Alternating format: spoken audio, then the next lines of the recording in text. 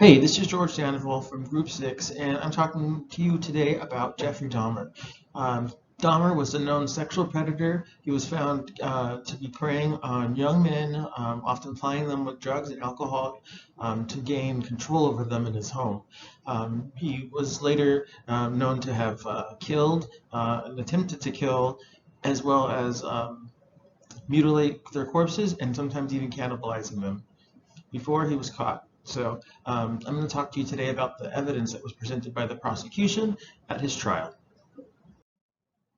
So with Jeffrey Dahmer's trial, the prosecutors had a ton of evidence that they had to choose from to decide how they could best put together their case. So initially, of course, the crime scene itself was a big part of their evidence that they introduced in discovery. However, there were also multiple locations. Dahmer had not only disposed of victims at his home, but he had also had dump sites. So those were also needing forensic evidence to be collected and analyzed and then prepared for the trial. The other main component was survivor testimony. One of his victims had survived. He had a very compelling story to tell of his night with Dahmer and the terror that unfolded. So that was an important part of the prosecutor to have this victim and survivor tell his story. And finally, the prosecution had the evidence of a confession from Dahmer himself. He had basically spoken of his crimes and his intent with investigators the night of his arrest. So there was all this evidence that they were able to use, and I'm going to tell you about it all more in detail. Okay, next up, I'm going to talk to you about the actual physical evidence that was presented at the trial. As you can see from these photos on the slide, there was evidence that was human remains were found in refrigerators. We have one photo of the actual forensic crime scene investigators and evidence collectors removing one of those refrigerators from the scene very carefully because it still had evidence inside and remains, and they just thought it was best to keep them in there rather than to remove them beforehand, considering the state of what the apartment was like. There were multiple photographs of Dahmer's sort of documentation of his crimes as they unfolded. So there were multiple victims in different states. Some of them were still living in some of the photos, then later were shown to be dead or in different states of being mutilated. Below that photo, you can see there's a blue vat. This was Dahmer's attempt, or first sort of initial attempt to learn and try to attempt to dissolve human remains using acid. I don't believe he was even able to do that yet, but he had certainly shown signs that he was in the preparation stages of doing such.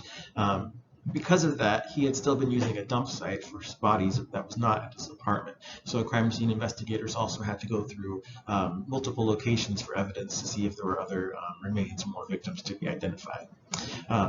There's also in this slide a picture of the altar that Dahmer had described and planned to actually build out of human remains, including bones, skulls, that sort of thing. And finally, just the evidence sign outside the door. So as you can see, there was a ton of just physical evidence for them to go through, and carefully and with great care that they were able to do that. In the trial of Jeffrey Dahmer, there was only one known survivor, Tracy Edwards, who was found to have escaped with his life. Another near survivor had escaped but was actually returned when Jeffrey Dahmer caught up with them, and was returned to him by police who the attempted survivor had actually got to. So Tracy Edwards was very lucky to have escaped with his life.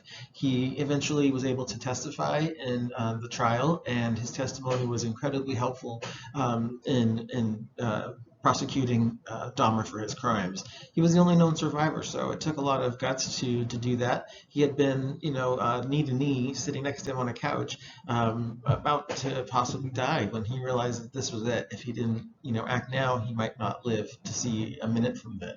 So being able to testify in the same courtroom with his near killer was a huge step for him, and something that he was really proud to have been brave enough to do. Jeffrey Dahmer was arrested by police the night of Edwards escaping with his life, and he told a graphic story to investigators during his first initial recorded interviews, and Dahmer was not holding back. He sort of knew the jig was up and that he wasn't going back to the life he had before, and it was probably a day that Bill was going to come sooner or later, but he just sort of relished the opportunity to finally share just the complete details of what he had been doing and his sort of journey into the madness of becoming a psychopath. So he told the police about, the times that he had as a young teenager, all the way through all the things he was doing with the young men in his apartment. That led up to him being caught. He talked about his plans to build altars out of their remains. He discussed his growing desire for cannibalism, and through all of that, this evidence was used against him. Despite knowing his Miranda rights, he still chose to divulge all this, and so that evidence was used by prosecutors in using it to prosecute their case. Thank you for your attention and your time. And up next will be how the outcome of this case actually played out.